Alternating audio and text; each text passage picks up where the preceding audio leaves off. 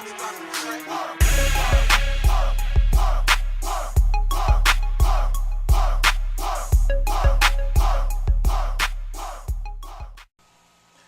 up, everybody? I'm about to do a review of the Samsung Captivate, also known as the Samsung Galaxy S. Samsung Captivate is just a more specific term because it's on AT&T. I think T-Mobile has this phone as well, and it's also available overseas. But just going to do a brief overview of what all this phone has to offer and whatnot, and just do some specifications as well. So as you guys already know, Samsung Captivate has a 5.0 megapixel camera. Unfortunately, it doesn't have flash. Kind of sucks, but it's still cool. Also has 16 gigabytes of onboard memory, a 1 gigahertz Hummingbird processor, and let's see what else does it have. Oh, and last but not least, a 4-inch Super AMO LED screen, which has very rich colors, as you can see. Got very nice, rich, deep colors. Like this green background here is pretty sharp and everything.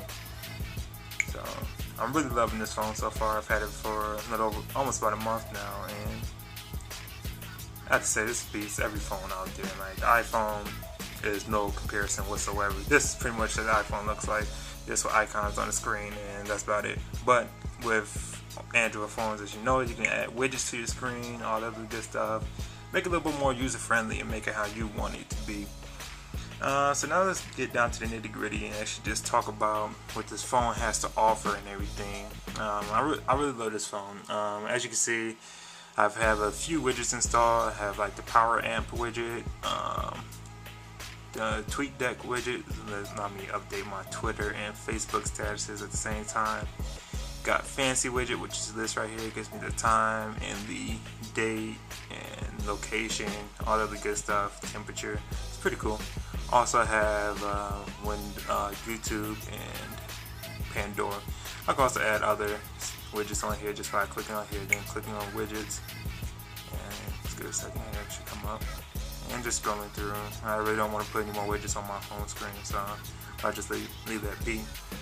But as you can see already, I actually do have a little bit different version of Android running on this phone. This phone comes stock with Android 2.1 and with Samsung Touch Wiz skin or layer, whatever you want to call it, on top of it. But I really didn't like it that much, and I decided to install a custom ROM. And with installing a custom ROM, I was able to maximize the full potential of the phone, and it's really nice. And as you can see, it's really smooth, very responsive. I don't have any problems with lag at all or anything like that.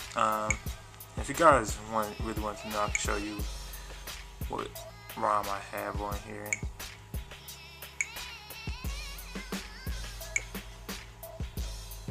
I have the, it's kind of blurry, can't really show you, but it's a Cognition ROM version 2.3 beta 8, and it's a firmware version 2.2, which is Froyo.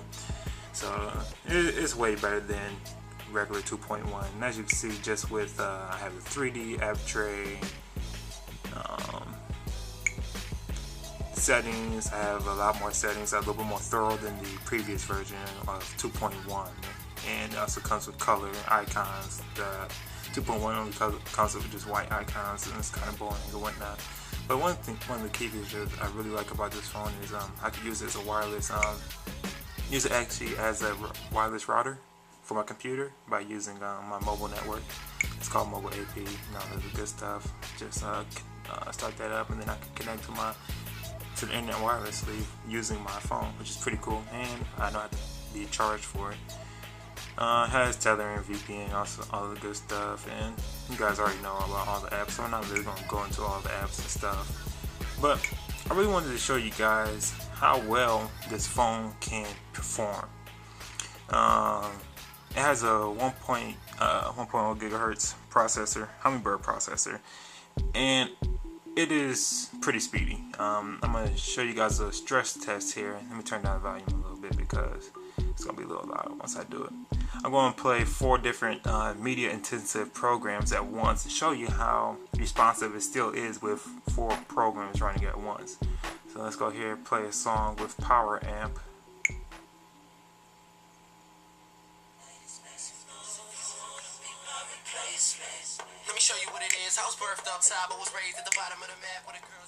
And then I'll go over here, play a song from Pandora.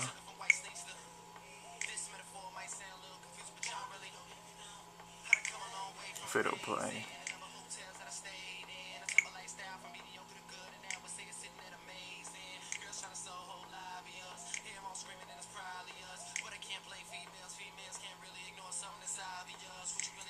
And as you guys can see right there, you can see me because I have a mirror screen protection on my screen.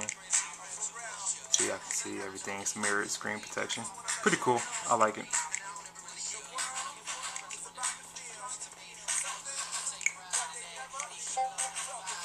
Alright, that's 2 programs running at once. Now let's start another one.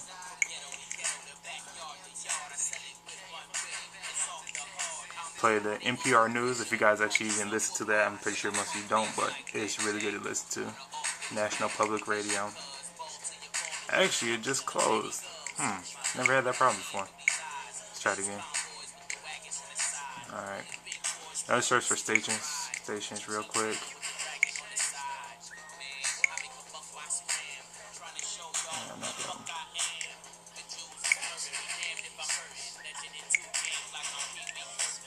And now I have NPR radio streaming to my phone.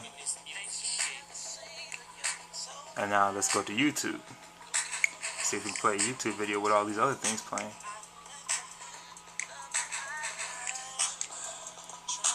And you can see, man, this phone is great. Like, it's already buffering at pretty quickly. I'm playing a video with no problem, no lag whatsoever, while playing 3 other programs at once. So this phone is really spectacular. So close out of this. And you can close out of this. Then we turn this off. And then we can turn the NPR radio off. And yeah, that's just a quick viewing of how well this processor is.